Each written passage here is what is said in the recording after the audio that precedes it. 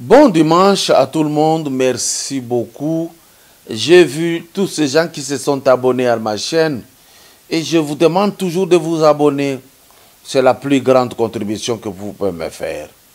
Merci beaucoup à tous ceux-là qui nous tendent leurs mains parce que vous avez vu mon PayPal et vous avez réagi. Les Cash App, vous réagissez. À travers tous les autres réseaux, vous avez réagi. Merci beaucoup.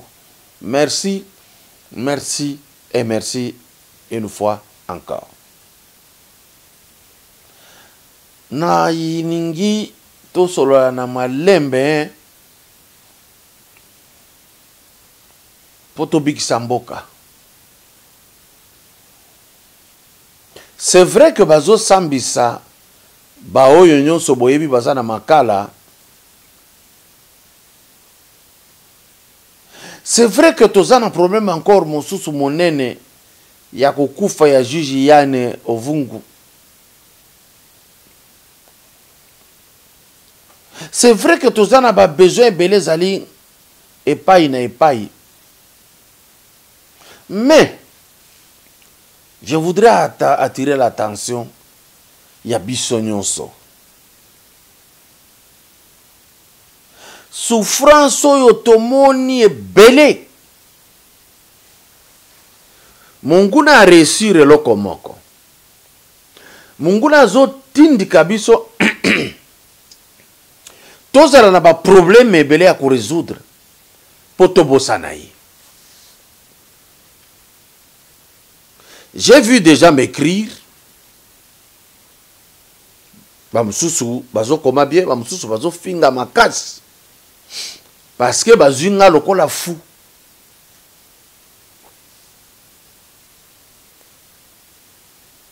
Je voudrais dire qu'à tous les combattants de l'UDPS, tous les hauts cadres de l'UDPS,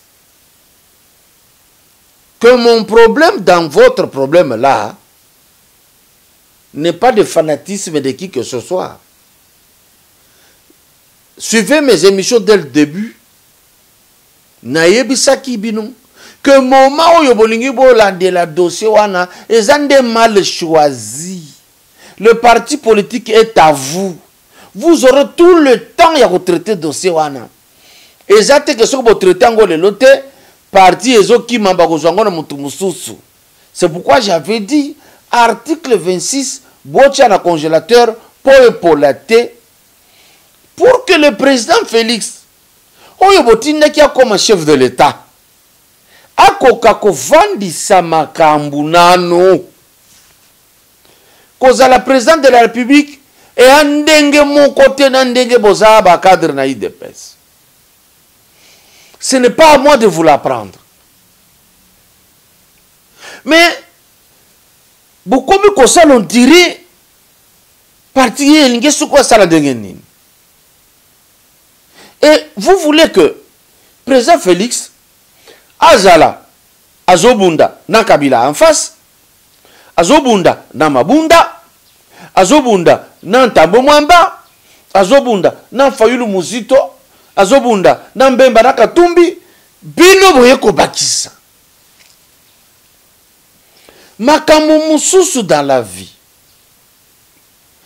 Na pesa par exemple même il y a c'est que ce que kangata mwasi na yo na kindumba bozo swana na ndako na butu ozo beta ye pa zongisi parce qu'il a décidé que libala il faut ekufa bon beta kaka lobinga na kolongwa na ndako na yo mbala moko libanda ya ndako boyoki miyibi ye armée.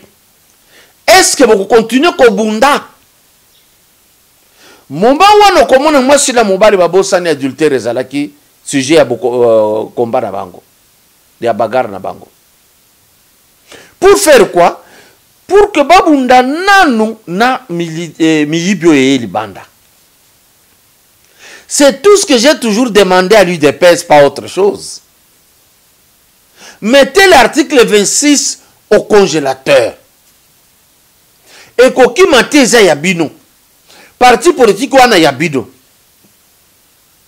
Bosil Sabitumba Oye Bozanango, attends le deuxième mandat, vous allez voir cet article. Tout ce que j'ai dit, et ça y a que ce n'est pas le moment de chercher un président qui va remplacer le président Félix. C'est dangereux. Le moment n'est pas là pour ça. Intérimaire, c'est votre problème. Aucune phrase de la Constitution ne dit que dans un parti politique, il n'y a pas d'intérimaire. Faux. Vous liez la Constitution à ça pour rien. Constitution, il a dit que le président de la République a exercé des activités dans le parti politique. Mais Constitution, il a dit que ceux qui le président de la République, Félix Tshisekedi Akomi, il faut le parti. Non, ça n'a pas dit ça. Rien du tout. Il reste président de l'UDPS, mais il ne vient pas au parti pour exercer. Ce sont les autres qui travaillent. Ne prenez pas aujourd'hui l'exemple d'un parti politique dans un pays organisé. Notre pays a encore des problèmes. Vous ne pouvez pas, surtout j'ai vu, mes frères, vous qui êtes dans la diaspora, dans des pays organisés, développés, vous voulez que ça soit comme ça. Ce n'est pas normal, essayez de réfléchir 2 fois s'il vous plaît. Situation est awa, ne cherchez pas, il y a qu'on remplacer Félix vite. C'est une erreur. Peut-être vous connaîtrez ça. Essayez de le faire, vous allez voir ce qui va vous arriver. Ça, c'est comme ça. Avant, il y a un problème. Il fallait botter la pembeni. Quelles sont les cibles qui vous guettent? Alors, moi, mon problème, quand je lutte pour Kabunda Longwate, Kabouya Longwate, il y a la possibilité de travailler. On n'a pas empêché à un président cellulaire de rassembler les gens, de faire des activités profitables au parti. On n'a pas empêché. Comment vous pensez que le parti pour fonctionner, quand il y a 2 gens là, si la cellule ne fonctionne pas, vous pensez que vous allez y arriver? Kabila a changé plusieurs ministres. Ça a changé sa gestion. Vous ne pouvez pas constater que ça peut être autant. Êtes-vous sûr que oyo bolingi kaka bakoma place wana ba osala musala ya malonga? Quel était le bilan de Jacques Chaban quand il était secrétaire général? Vous pouvez me dire sur lequel? Bruno Mavungu, Moleka, non, je ne veux pas Moleka, Massamba. Vous voulez me dire que ils avaient fait des choses extraordinaires? Ah non, réfléchissez. Problème toboite que bozana raison ya côté le menapon article songolo. Biso problème ezali moment bozé réclamer za yangoti. To pesi na exemple assez pour vous comprendre. Je vois les gens m'écrire, tu es primérien, tu n'es même pas capable d'arithmétique, tu n'es pas ceci. Donc lui ne voit pas ça. Il est en Afrique du Sud, il veut prendre l'Afrique du Sud comparé au Congo. Il veut prendre ANC de Mandela comparé ici. C'est pas la même chose. Ici, les Congolais sont encore fragiles à la corruption. Vous pouvez croire bien faire. Regardez les grands professeurs qui sont autour de Kabila. Regardez-les. Quand vous insultez les autres, vous injurez, mais vous avez eu des gens qui ont étudié beaucoup plus que Kaboundé et Kabouya. Et les résultats qui ne suivent pas. Donc, Bino, et le facile congolais, et c'est qu'à finga. Débat, regardez même, est-ce que le débat est continué sur l'article 26? Non, et quand il y a une vie privée à battre.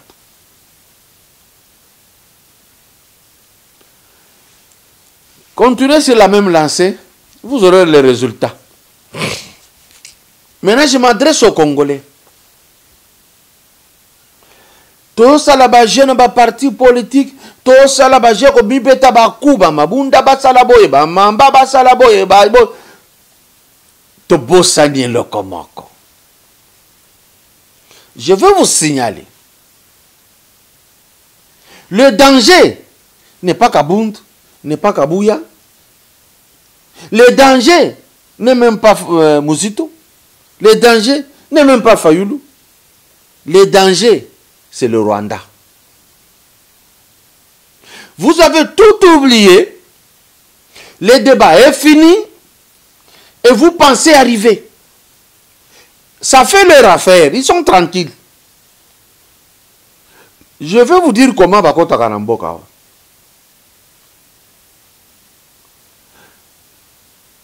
Avant Laurent Désiré Kabila, Mobutu était aussi dans la distraction. Barwande bazaki kokota na Goma, bazo kokota pe na Uvira na partout, na Ngombe, comme commerçant. Jour bae ko attaquer Goma, kaka bao bayaki na Ngombe, nde bakomaki ba commandant d'opération.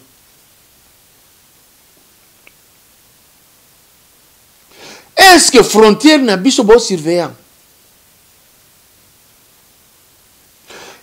Combien de Rwandais sont déjà sur notre sol? Mabunda bazakuna ba solo likambo ya recensement pour que ba yeba qui est congolais qui ne l'est pas.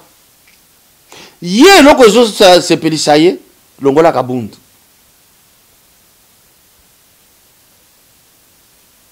Voilà ce qui intéresse les Congolais. Pendant ce temps, les éleveurs entrent. Je vais vous donner un cas. Tundu. Na mitu ya ngombe soki 1000. Ebele kufi kufi. Musuba teki teki. Botu na muzitu. Rwandais kota kuna ti lelo ça fait combien d'années? Bazaka kawana. Bosoko imaginer que na minembo bakota kandenge wana lelo komaki ya kosamba. Là bomoni angote. Franchement bomoni angote. Bozo raisonner comment ko dribbler le président Félix Tshisekedi. Bozo mitu na tête que Congo azalaki na habitude ya poison te. Tant que le poison est côté et comme opérationnel, ça ne vous dit rien, vous. Bon, le kaka to fragilisé, oh yo, pototi kalaboana boye. Oh, mon Dieu.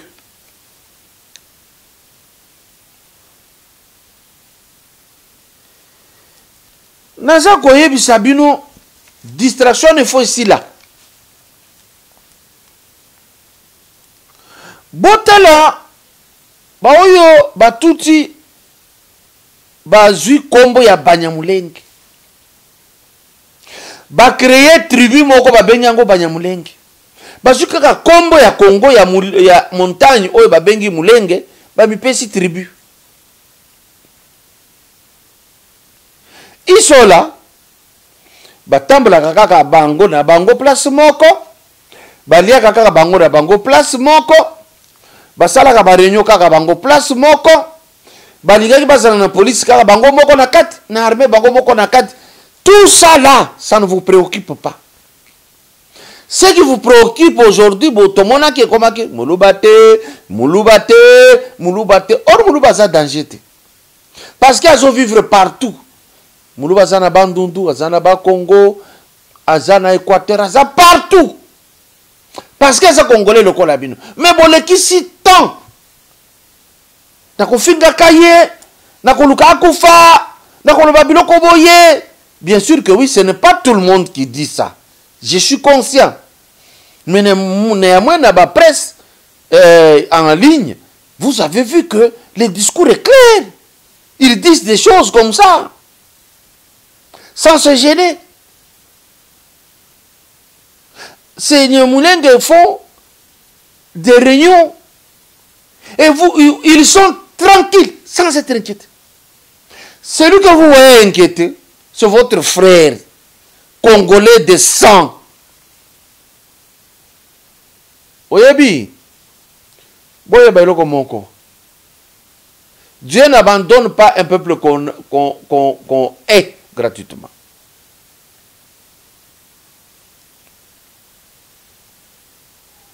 Parfois, quand je dis ça, tribalisme, tribalisme, il n'attaque jamais ce qui est fait comme tribalisme.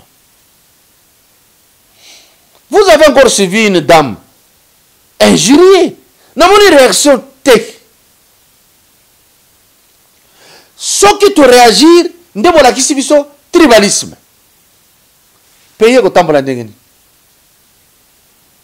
Ce que même vous demandez au président Félix aujourd'hui, vous ne l'avez jamais demandé à tous ceux-là qui sont passés des autres ethnies et tribus qui ont dirigé ce pays. Vous voulez qu'on appelle ça comment? Et tout ceci profite à qui? Bateau va faire du tranquille. Je vous ai dit, faites attention. Jamal Azoloba. Le Congo, c'est mon pays. Depuis quand Libanais Congo est comme il. Ça ne vous a pas fait tiquer. Vous m'excusez pour cela. Ça, la Makamouté, on a attaqué. Mais je suis obligé de parler parce que ça existe. Parce que si je prends encore une vidéo, on a tiré le vous devez réagir contre ces gens. Mais vous restez calme. Si on réagit, c'est là où vous attaquez.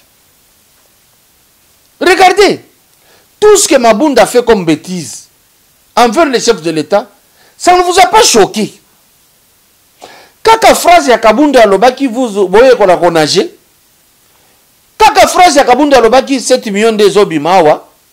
Tout le monde des professeurs va téléméler. Mais toutes les bêtises sortant de la bouche de Mabunda et les autres agents FCC, aucune attaque. Mon Dieu, nous sommes que le peuple. Nous nous sentons comment? Même Satan lui-même a comme à un moment, il a la repos. Mais biso toi dengeni. To bossani lelo. 6 millions de morts par le Rwanda. Tomosani. Si j'ai comme Muluba. Bandeko. Tokomi wapi. Rappelez-vous. On a ebisibino ya ba éleveur na bandundu. Un jour. Boko samba na bango. Parce que na yoka ki Rwanda na koloba. To sombi mabele na ngombe moko. To petit chef coutumier. Jusque là, c'est le cambouté, hein. Bois tranquille. Tout ce qui vous préoccupe, c'est torpiller l'UDPS. Tout ce qui préoccupe, c'est torpiller les actions du chef de l'État. Tout ce qui vous préoccupe, c'est autre chose. Mais ils sont là. Bambulo basali basu baboti wana. Baso konte kaka ngombe na bango. Bon réfléchir.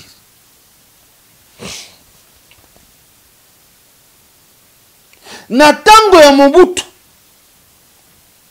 les mêmes Rwandais, les mêmes Tutsi, bakote la kibiso na kati ya ba ministre, ba généraux, ba PDG, parce que tout ça qui toujours distrait.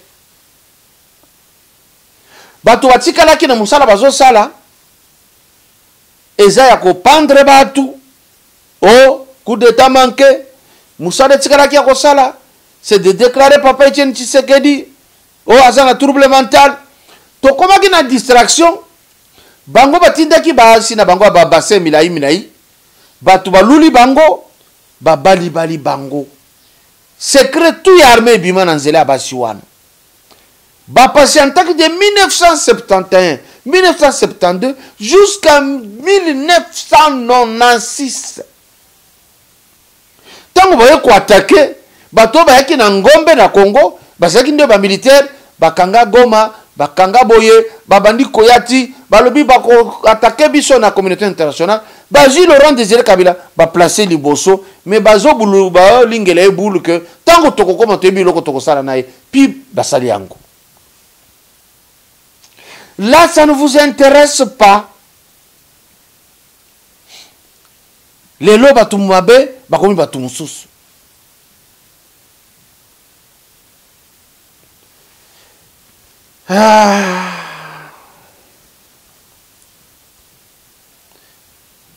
Zambi. Azuma kasi nini ya kokota na Congo, kokanga parti ya mabele ya Congo. Zambi. Ce qui m'étonne, c'est que les Katangais sont aussi tranquilles. Zambie a Fandikuna. Son atali biloko bazole kisa. Kaka Kasaya Longwa, Kasaya kende pana bango, mais Zambie en côte. Pour nini en côte? Ayebi ke ba Congolais ba ndenge wana ngade na tikali na retard parce que Rwanda si a côte, Burundi si a côte, Uganda si a côte, Angola a côte, bango balobi ba Tanzanie ba kota, alobi non na retard. Ngape na kota. Ya wana Zambie pe a côte. Même ba autorité katangaise baza tranquille. Vraiment tranquille. Congolais tu comme à niveau nini ya buzoba. Pourquoi tu comme boye? Ata kulu lango qui président, ata kulu lango qui ministre, ata kulu lango. Pourquoi vous n'acceptez pas que ce soit le tour aussi des gens qui sont là à la tête? Parce que vous autres, vous êtes passés. Comment un écho comme ça na niveau wana, vous négligez tina ici comme aux alaka. Rwanda zui makasi wapi. Silence des forêts à valorage. Aucune déclaration, il y a quoi attaquer Bango. Rien. Ce qui est encore aberrant, c'est que pouvoir congolais rien négocier na Zambie. Pourquoi terme négocier bolingango trop? Bakoto sabino mkoloni, bakomona bino na poa mkoloni. Akota kibotinda ya bino pe bakota kuna okomona Zambie ko se retire bokata e courant. Calme. Tutigere bango courant. Basako sakana na yango parce que nous nous présentons face à l'adversaire comme des faiblards.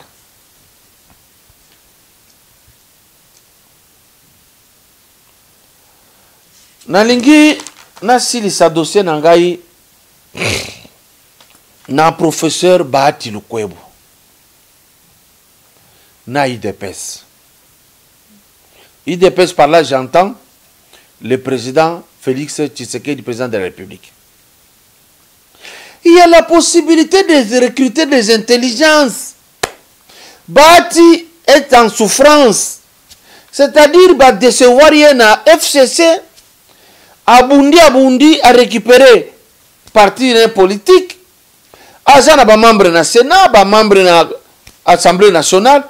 Pourquoi le président de la République Bengaye, solo naye, composé. Parce que vous avez composé avec Kabila ici, ça ne donne rien, il n'y a que de coups bas. Composé na moi Namboka. Bati le Kobiopé. Il y a sa présidente de la République.